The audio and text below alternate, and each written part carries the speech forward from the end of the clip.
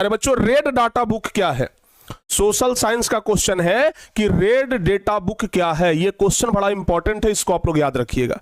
Red data book किसे कहते हैं? अंग्रेजी में भी लिखा हुआ रहता है, जानते हैं ना, रेड डेटा बुक। ध्यान रखिएगा, रेड डाटा बुक। तो रेड डेटा बुक क्या है पता है? वैसे प्राणी जो विलुप्त होने के कगार पर पहुंच गए हैं, या फिर जो प्राणी विलुप्त हो गया है, वैसे जीव जंतुओं को यहां दिखाया जाता है, वैसे जीव जंतुओं का डेटा रखा जाता है। जैसे मान लिया जाए कि आजकल देख रहे हैं ना कि गिद्ध हो गया, चील हो गया, ये सब दिखाई पड़ता है? नहीं दिखाई पड़ता है, क्योंकि विलुप्त होने के कगार पर पहुंच गया है। गौरैया विलुप्त होने के कगार पर पहुंच गया है। तो ऐसे जीव जंतुओं को यहां पे क्या किया जाता है? चिन्हित किया जाता है। तो लिखेंगे कि पृथ्वी पर पशु पक्षियां जीव जंतुओं की संख्या का रिकॉर्ड रखने की जो सूची बनाई जाती है, उसे ही रेड डेटा बुक कहा जाता है।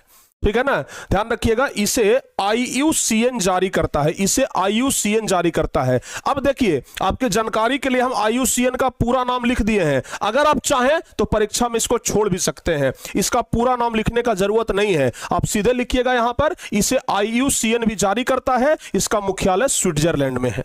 ठीक है ना, तो सीधे आप ये फुल फॉर्म लिखने का जरूरत नहीं है, फुल फॉर्म आप लोग मत लिखिएगा। फुल फॉर्म लिख करके क्यों टाइम का बर्बादी करिएगा। रेड डेटा बुक में सामान्यतः प्रजातियों के विलुप्त होने के खतरे से अवगत किया जाता है। इसमें संकटग्रस्त प्रजातियों को सर्वमान्य रूप से चिन्हित होते हैं। रेड डेटा बुक में सामान्यतः प्रजातियों के विलुप्त होने के खतरे से अवगत किया जाता है और संकटग्रस्त प्रजातियों को सामान्य रूप से चिन्हित किया जाता है। यानी कि जो संकटग्रस्त प्रजाति है, जो प्रजाति विलुप्त होने के कगार पर पहुंच गया है, वैसे प्रजाति को यहां पे क्या किया जाता है? चिन्हित किया जाता है। ध्यान रखिएगा। क्लियर? यहां तक प्यारे बच्चों याद हो जाएगा। चलिए सर जी, बहुत बढ़िया।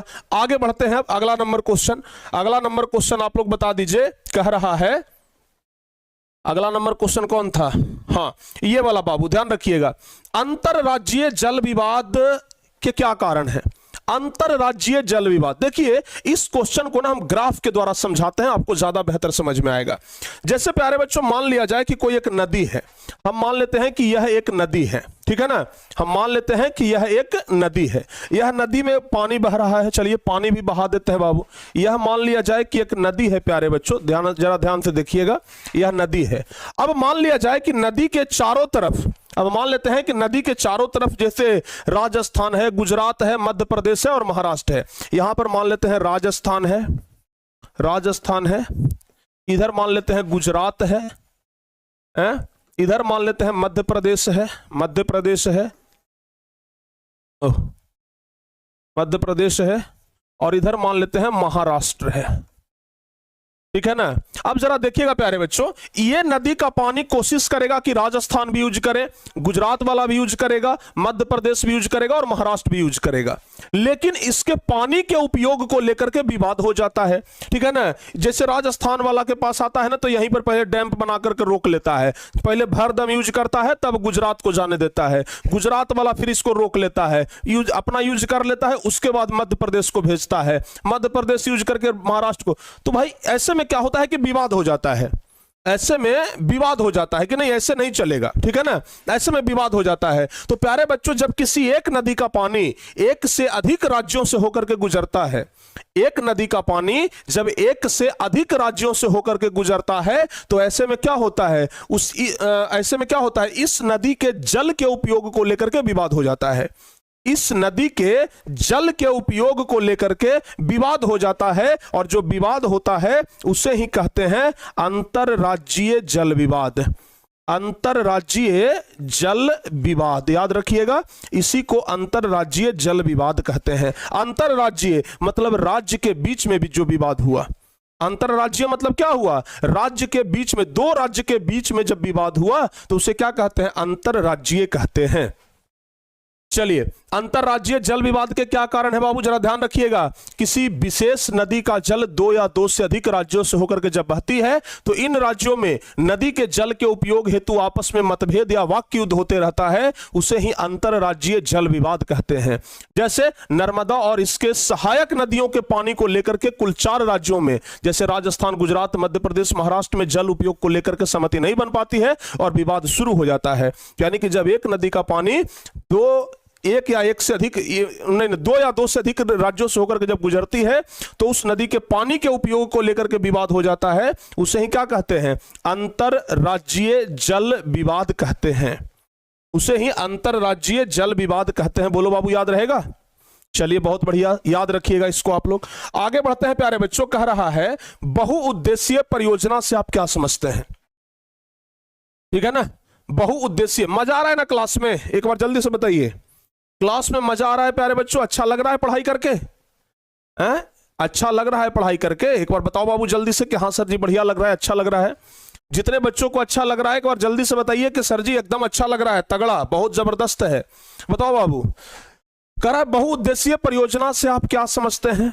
बहुउद्देशीय परियोजना क्या है? बहुउद्देशीय परियोजना प्यारे बच्चों ध्यान रखिएगा कि मानव अपनी कुशलता, क्षमता और आधुनिकता के सहारे नदियों के ऊपर बांध बना करके इसके जल का उपयोग परिवहन, सिंचाई, बिजली उत्पादन, मनोरंजन, वन जीव संरक्षण, बाढ़ नियंत्रण, मिट्टी अपरदन पर रोक एवं पर्यटन जैसे आर्थिक सामाजिक कार्यों को एक साथ संपादित करता है, तो उसे ही बहुउद्देशीय परियोजना कहते हैं। जैसे आप लोग को पता है कि नदी पर बांध बनाया जाता है।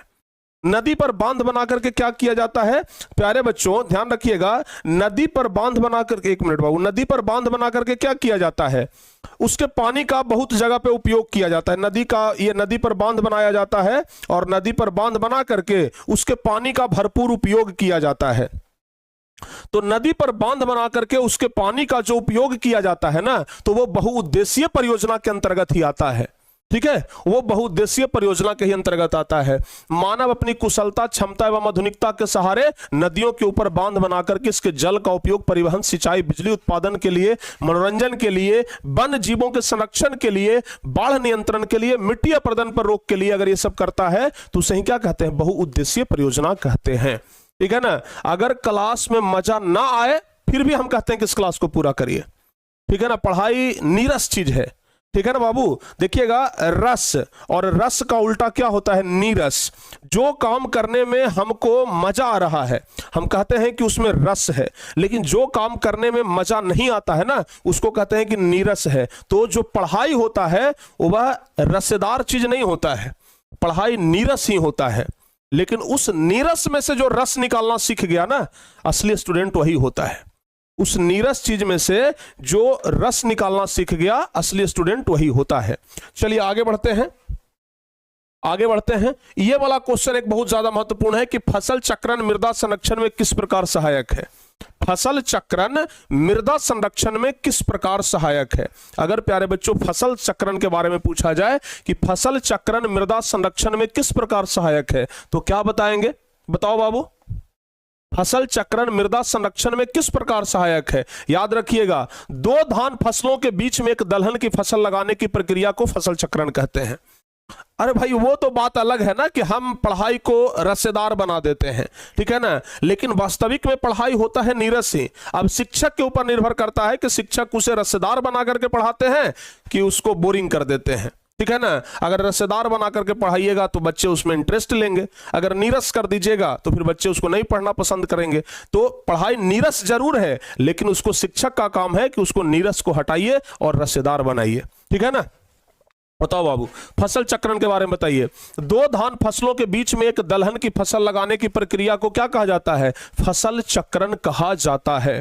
दो धान फसल के बीच में अगर प्यारे बच्चों एक दलहन की फसल लगाते हैं तो उसी को क्या कहते हैं? फसल चक्रण कहते हैं। ध्यान रखिएगा, जैसे 2 बार धान का खेती करते हैं, बीच में एक दलहन का खेती कर दिए ताकि मिट्टी का उर्वरा शक्ति भी बना रहे और अच्छे तरीके से फसल चक्रण का भी स्थिति रहे। तो ध्यान रखिएगा, 2 धान फसलों के बीच एक दलहन फसल लगाने की प्रक्रिया को क्या कहते हैं? फसल चक्रण कहते हैं।